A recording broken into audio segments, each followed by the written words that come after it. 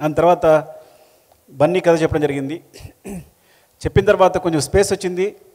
యాక్చువల్గా ఈ సినిమా మూడని కారణం మొదటి కారణం రాజుగారు అయితే, రెండో కారణం తన భవిష్యత్తును తన వెతుక్కున్నట్టు బన్నీ ఈ కథ నాకు కావాలని పట్టు కూర్చుని సార్తోనూ అందరితోనూ పోరాడి మళ్ళీ వచ్చి మమ్మల్ని అందరినీ మూవ్ చేసేటట్టు చేసి ఈ ప్రాజెక్ట్ అయ్యేటట్టు చూసుకున్నాడు. నేను యాక్చువల్గా కథ చెప్పిన తర్వాత ఇది ఇంకా జరగదేమో అనుకుని నేను వేరే స్క్రిప్ట్ కూడా రాజుగారు వేరే కథ ఇస్తే కనుక దాన్ని డైలాగ్స్ రాయడం మొదలుపెట్టాం. నేను వేమ ప్రకాష్ అందరం. సో ఇంకా డైలాగ్ రైటర్గా చేద్దాం, ఇప్పుడో చేసుకోవచ్చులే అనుకున్నాను. కానీ తను వచ్చి ఈ కథని రౌండప్ చేసి చేద్దాం, ఈ సినిమా చేయాలి, ఇది నాకు నచ్చింది అని చెప్పి, ఫ్రాంక్గా చెప్తాను, తన ఏజ్ అప్పుడు 18 19 ఆ ఏజ్లో ఆ మెచ్యూరిటీ, బాగా అలరగా ఉండేవాడు. కానీ అప్పుడే దాంట్లో నా ఫ్యూచర్ ఇందులో ఉంది అని పట్టుకుని మమ్మల్ని పుష్ చేసి ఈ గాట్ ద వైబ్స్.